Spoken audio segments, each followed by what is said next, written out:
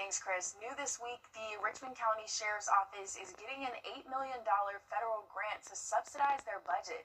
It comes after city leaders had to cut part of the Sheriff's Office budget to make up for a $21 million deficit. And with this federal money, the Sheriff's Office can avoid cutting more positions.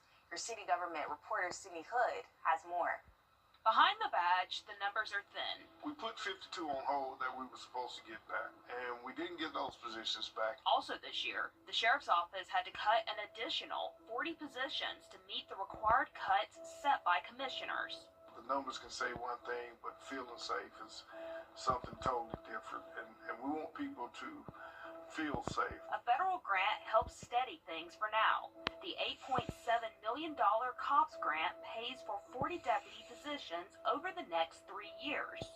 It don't allow us to grow any, but it just keeps us from losing, some of the ground that we've been able to gain over the past year. Sheriff Brantley says this grant allows his office to focus on proactive patrols, not just responding after something happens. After 3 years, hopefully we get the positions back that we need, because we are far under the national average when it comes to staffing per the amount of people we have here living in Richmond County, not to mention the amount of people who travel through our county on a day-to-day basis. The grant is temporary, but for now, Sheriff Brantley says it helps deputies stay on the streets. We just hope that it's reciprocated and we get some of the positions that we've had to give up, that we get those positions back, and that way we continue to drive crime down and encourage businesses to want to come, encourage people to want to move back and have families here. That's how the economy grows here. That's how revenue is increased through taxes and things of that nature. So everything kind of goes hand in hand.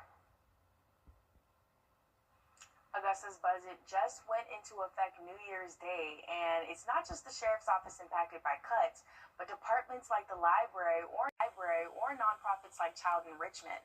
You can check out the Wrdw app for a full breakdown of those cuts. A Richmond County teacher has been arrested and charged with battery in Columbia County.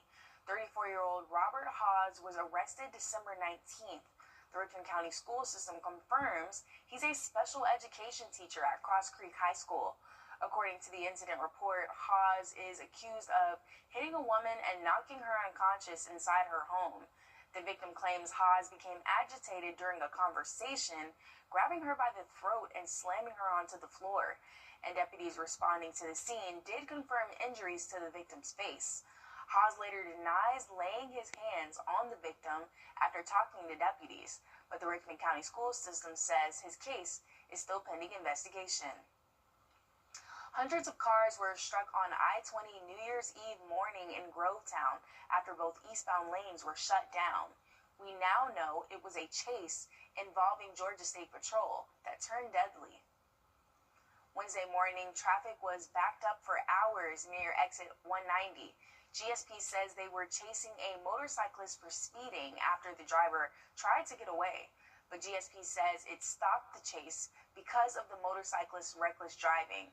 A short while later, troopers said they found the motorcyclist crashed into the center of I-20 on fire.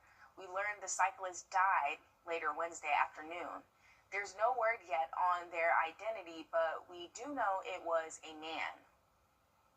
Georgia lawmakers are laying the groundwork for new rules aimed at. There's no word yet on their identity, but we do know it was a man.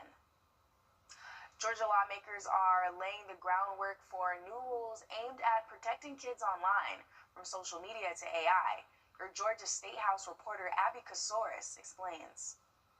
After 5 months of testimony from parents, educators, and mental health professionals, a bipartisan Senate study committee aimed at studying artificial intelligence and social media platforms found that Georgia's laws are keeping up with how children use digital platforms today. We're at a critical point where we can either turn this around or honestly, it's getting ready to get worse. Recommendations include expanding Georgia's bell-to-bell cell phone ban to high schools, limiting addictive design features, strengthening privacy protections for minors, and putting guardrails around AI use in schools. Republican Senator Sean Still says he expects pushback.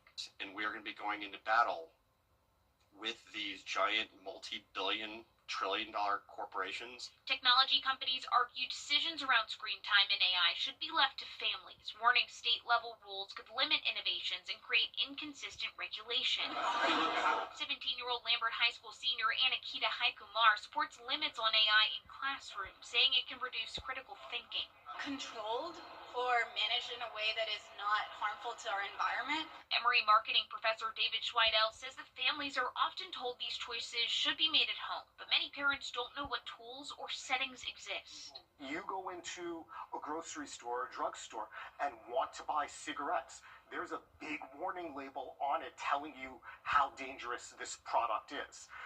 Would people be using social media and AI tools the same way if it came with that big warning label, known to cause mental health problems, may result in death? The committee report won't become law on its own. Instead, it offers a roadmap for potential legislation that might be filed during this upcoming session. Lawmakers will be back here in January, still subject to public input, amendments, and debate. In Atlanta, I'm Abby Kasouris. These last few days have been especially tough on pets with fireworks. Check out this bird's eye view of the Augusta Mall from our Sky 12 drone this past week. Hundreds of cars crowding the parking lots as shoppers snag those after Christmas and New Year's deals.